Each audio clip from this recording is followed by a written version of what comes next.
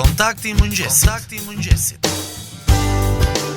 Nga e hëna në të premte prej orës 7 deri në orën 9. Dita juaj nis me Kontakti i mëngjesit.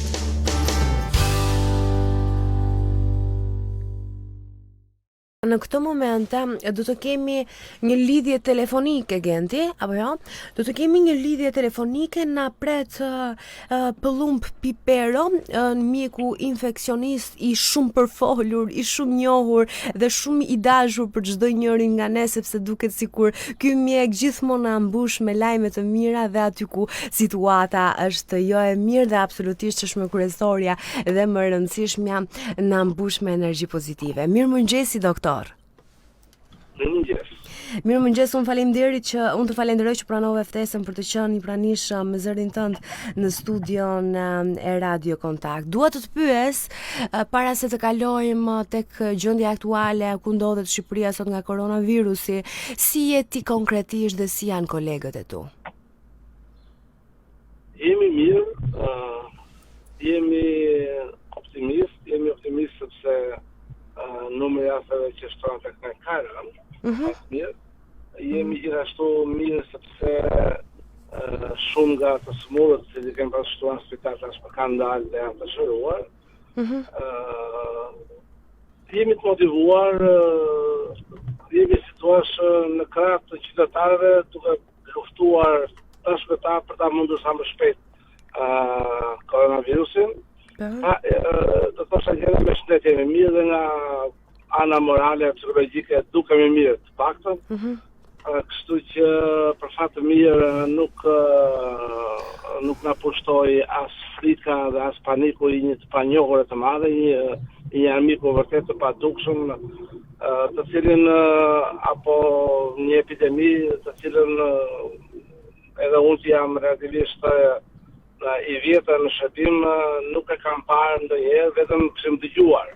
Kështu që jemi mirë. Faleminderit që më pyet. Faleminderit ju që e bëni këtë kontribut dhe bëni këtë punën tuaj të palodhur dhe gjeni kohë për t'ju përgjigjur dhe telefonatave tona, por e rëndësishme është që ashtu sikurse e thash dhe pak më lart që të shpërndajmë sa më shumë lajme, sepse çdo qytetar sot ka nevojë të marrë atë informacionin e duhur aq më tepur kur flitet dhe del nga ju, profesor i dashur.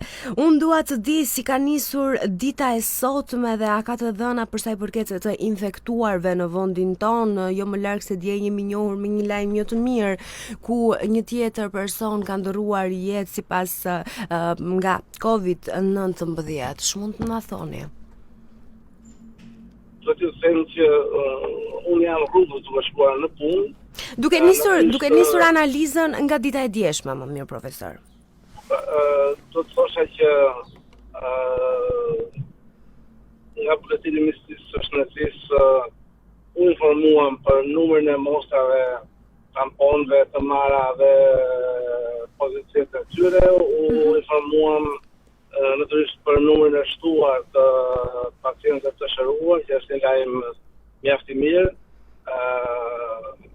Po gjithashtu dje për fat keq patëm një humbje jete, ishte një qytetare e cila e luftoi fort për të dalë, por një qytetare që tek e cila për të thënë vërtetën edhe pse në kushtet e jashtëzakonshme është bërë një punë jashtëzakonshme për ta shpëtuar pasi ishte nën dializë, janë bërë 5-6 seanca dialize në kushtet të thosha e asaj e sëmundjes të rënd.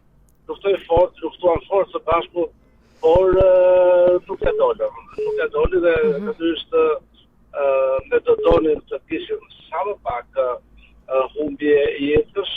Asnjë mundësisht, por sëmundja është e rëndë, është ende me shumë të panjohura dhe veçanërisht qytetarët apo pacientët të cilët kanë sëmundje kronike e kanë dyfish më të vështirë mjaft të vështirë për ta përballur dhe për ta kaluar, për t'ia dalë çfarë sëmundje. Profesor, a mund të themi tani më që jemi në javën e rënies së kurbës, flitet për këtë kurbën e famshme jashtë mase shumë, disa thonë që akoma nuk e kemi kaluar pikun, nga ana tjetër ju thoni që tani më do kemi vetëm rënje të infektuarve dhe vdekjeve. Të lutem, do më bësh një analizë të kurbës për sa i përket COVID-19. Duhet të them, se nuk e ka vetëm unë, jo vetëm që është e vështirë, por është e pamundur për të bërë parashikime. Askush nga ne nuk mund të bëjë parashikime, gjithsecili, veçanërisht specialistët e epidemiologë, ata që kanë shumë eksperiencë për të, sepse unë jam mjek klinicist, kanë mundësi të japin më shumë detaje. Në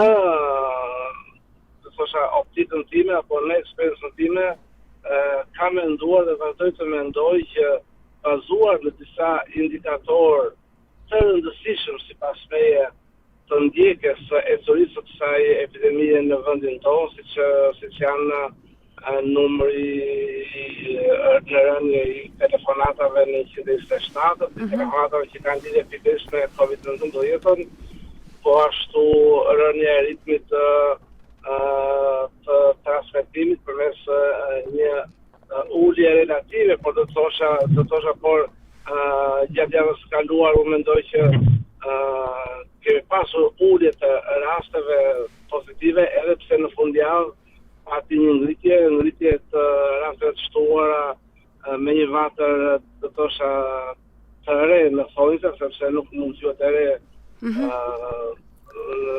në terma kështu absolut, si ishte Shkodra. Unë kam menduar dhe vazhdoj të mendoj që ecuria e epidemisë të vendit tonë ka pasur një kurb të zbutur, kjo fal masave të marra nga qeveria, do të thosha gjurmimit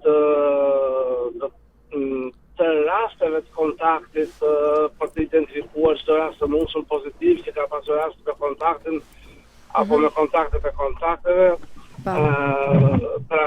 Bazuar në këto indikator, unë personalisht mendoj që neve tashmë duhet ta kemi kaluar atë që quhet apo mund të quhet piku, dhe e kam thënë që ka qenë një pik i zbutur në vendin tonë, pra është një kurb e zbutur, dhe besoj që këtë javë duhet të filloj besoj unë rënja.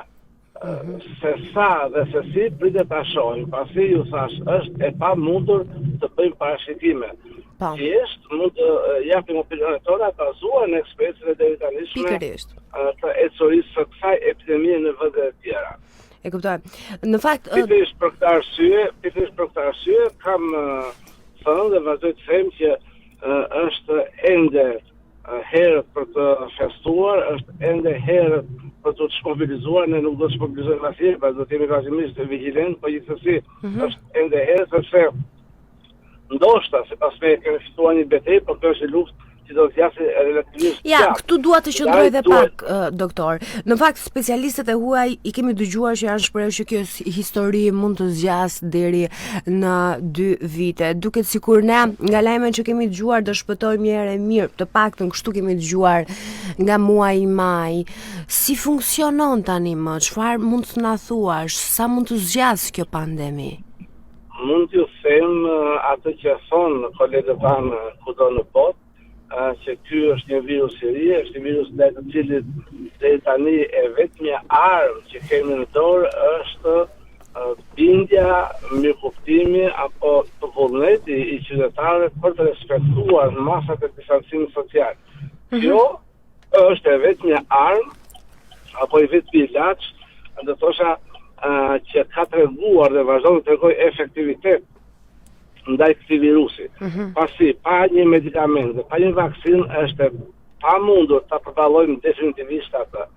Fakti që thuhet do zgjasë 2 apo 3 vjet, kjo nuk do të thotë që do zgjasë kontinue, do të jemi në të njëjtën situatë që jemi tani, pasi me kalimin e kohës, me rritjen e temperaturave, mendoj unë,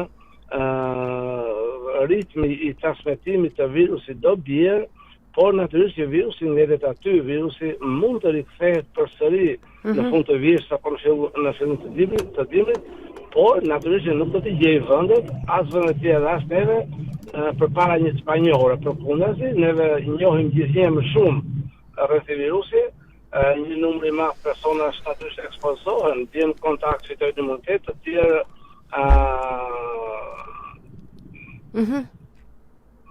sëmuren, shërohen, prapë fitojnë imunitet, kapacitetet përmirësohen, gjithnjë më mirë dim ta luftojmë edhe në mjekët, pra bëhemi më të ditur, si thuash, për të përballuar atë, qytetarët gjithashtu bëhen më të ndërgjegjësuar, pra do të thosha që sidoqoftë ritmi do bjerë dhe pasojat s'mund të jenë më të tilla. Ndërkohë, bota po lufton fort për të pasur një vaksinë, të cilën shpresojmë ta kemi brenda fundit të këtij viti. Është një, do thosha, një sforcim shumë i madh intelektual, shkencor, edhe njerëzor për të pasur një vaksinë efektive, dhe kësaj shpresoj që ta kemi.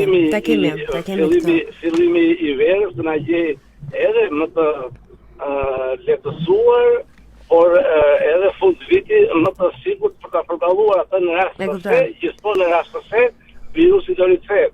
Askush nuk e di, askush nuk mund ta thotë çfarë duhet të bëjë, çfarë do të bëjë virusi, por ne duhet të jemi të përgatitur për mundësinë e rikthimit të tij. Ndërkohë që aktualisht duhet do e mos të respektojmë në maksimum masat e marra nga qeveria në kuadër të distancimit social, edhe pse nga dje qeveria ka marrë një hap shumë të guximshëm, por pozitiv sipas me, për të lehtësuar qoftë edhe me pikatore masa shërbuse. Profesor, kolegu yt Tritan Kalo ka deklaruar që këto masa mund të kthehen në bumerang për qytetarët e Shqipërisë. Ndërkohë edhe OBSH-ja këshillon ditë pas dite dhe kohë pas kohe të gjitha vendet që të kenë një kujdes të jashtëzakonshëm në lehtësimin e masave. Dhe me që ti më përmende, para se unë ta bëja pyetjen, pjesën e masave që jo më larg se dje janë marrë. Si të duken konkretisht, a janë shqiptarët ai popull që e respektojnë me të vërtet dhe do e respektojnë me të vërtet këtë lehtësim të masave? Unë kam përshtypjen që ju tani më jeni në rrugë duke shkuar për në punën tuaj dhe shikoni se çfarë po bëhet në rrugët e Tiranës. Se unë në rrugë jam, nuk shoh si përpara, do të thonë si përpara një muaji. Ka shumë pak njerëz, ka shumë pak qarkullim. Natyrisht edhe kolegët e mi e kanë thënë dhe vërtet të thonë që këto masa mund të kthehen në bumerang në rast se ne nuk vazhdojmë të tregojmë të kujdesshëm. Pra, nëse qytetarët vazhdojnë të respektojnë fashën e orareve, të dalin të vinë 90 minuta të kthehen në shtëpi, kur hyrën në mjedise publike të vendosin maska, të ruajnë distancën prej 1 metri, pra apo 1 metër gjysmë midis tyre, të lajnë sa më shpesh duart me ujë dhe me sapun, të dezinfektojnë ato pastaj me alkool e tjera, pra në qoftë se respektojnë masat, ju garantoj që ritmi i transmetimit do bjerë dhe masat nuk do kthehen në bumerang, por përkundazi do të japin atë impuls të nevojshëm rigjallërimit të ekonomisë, por do të mundet që dhe grana psikologjike të veprojnë pozitivisht apo tek qytetarët për të u bindur që kështu po ne mund ta përballojmë. Pra unë mendoj që masat duhet të jenë të kujdesshme, por duhet të jenë edhe të guximshme në raport gjithmonë me ecurinë e epidemisë në vendin tonë. Profesor, besoj se ju keni informacion konkret për sa i përket Kinës, e cila ishte e para vend që u infektua nga COVID-19. Kina tani më po vazhdon jetën e saj e lumtur, e pa karantinuar, me njerëz që dalin për shefin e tyre. Ndërkohë, lajmi i fundit që më po vjen në këtë moment është që ka 89 raste të reja, ku Kina tani më ndodhet në një alarm për një valë të dytë për hapjeje të COVID-19. Pasi u çliruan, tani më koronavirusi duket sikur po ulet sërish këmbkryq. A keni një koment? Nuk kam informacione të sakta për këtë që ju e po më thoni, nga ajo që kam dëgjuar bëhet fjalë për raste të pakta, të cilat lidhen kryesisht me udhëtimin, me qytetarë që kthehen në Kile apo nga vende të tjera, e ndërkohë po ashtu kam parë që edhe pse në duke të lehtësuara në Kile, prap qytetarët vazhdojnë të jenë mjaft të kujdesshëm, duke respektuar ato që vazhdimisht e quajmë masa të distancimit social, që në vetvete apo në thelb kanë të bëjnë me shmangjen e kontakteve. Pra, ajo që thash pak më sipër, në rast se respektojmë këtë rregull të artë të shmangjen kontaktet, të vendosim masë kur hyrë në mjedise të mbyllura, në mjedise publike, në banka, në dyqane, markete, supermarkete, në vendin e punës e tjera, natyrisht që arriti fitore në shumë të madhe ndaj këtij virusi. Nëse nuk respektoj masat, natyrisht e kam thënë, virusi aty është, mund të rikthehet dhe e kemi në dorë ne. Ta mbajmë larg ose afër, duke respektuar masat. Duke respektuar masat e marrë nga qeveria. Profesor, ndërkohë teksa ne flasim, Shkodra ka numëruar viktimën e 24. Ju keni thënë që në Shkodër nuk janë marrë dhe nuk janë respektuar masat nga qytetarët, apo jo? Unë kam thënë që në Shkodër diku ka qaluar ndërprerja e zinxhirit epidemiologjik apo kontrolli i situatës. Dhe më rezulton sipas meje që përgjithsisht qytetarët nuk kanë qenë të kujdesshëm në Shkodër, nuk kanë respektuar masat e distancimit social. Por sidoqoftë është një situatë e cila duhet analizuar. Unë nuk kam asnjë lloj indikatori ose do thosha as vërtet për ekspertizë. Unë e bëra këtë pyetje duke më dhënë një përgjigje nga aspekti profesional gjithmonë. Në aspekti profesional, po them është situatë që duhet të analizuar, diçka ka çaluar, se ku ka çaluar hallka e ndjekjes së zinxhirit epidemiologjik, i ngjelet specialistëve për të dhënë konkluzione. Doktor Pipero, unë kam një pyetje tjetër për sa i përket dorezave dhe maskave. Normalisht që ne shqiptarët kemi filluar t'i përdorim, jo këtë kohë, por të paktën në një muaj që na është dhënë dhe urdhri dhe sugjerimi për t'i përdorur.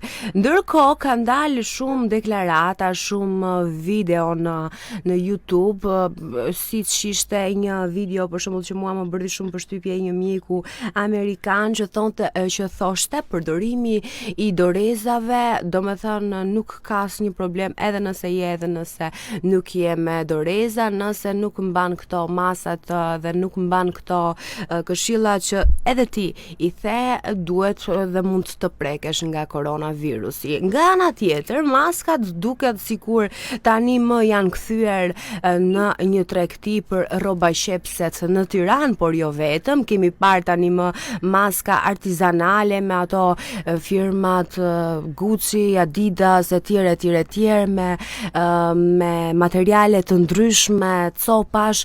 Do më bësh një koment tani për të gjithë dëgjuesit që po na ndjekin në këtë momente. A duhet të mbajmë maska dhe doreza apo jo? Qëndrimi i OBSH-s ka qenë, do thosha, fleksibël në aspekt të përdorimit të maskave dhe të dorezave. Definitivisht mendohet dhe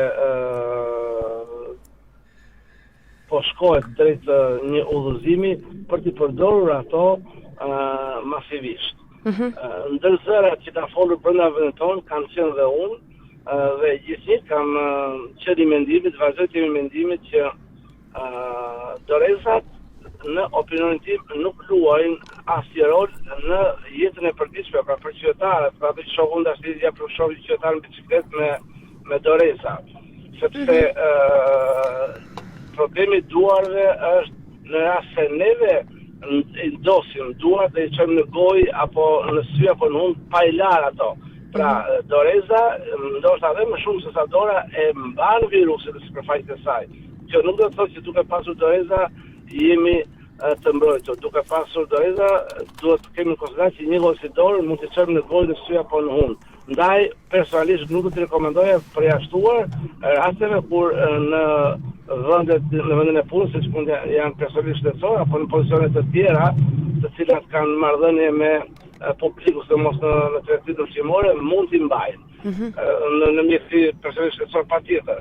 Ndërkohë sa i takon maskave, vazhdoj të jemi mendimit që maskat duhet do e mos të përdoren në mjedise publike, duhet të përdoren në ambiente të mbyllura, duhet do e mos të përdoren nga persona që rezultojnë pozitiv dhe janë të vetë karantinuar në shtëpi së bashku me familjarët e tyre, pra duhet do e mos të përdoren atje ku duhet dhe atje ku duhet domosdoshmërisht të përdoren. Ndërkohë, gjithë si ju dhe unë kam dëgjuar që ka, madje edhe kam parë që ka dhe prodhime artesanale e maskash në për rroba qepsi të ndryshme, kam parë që ka edhe në për fasoneri ka filluar të prodhohet me porosi nga jashtë natyrisht.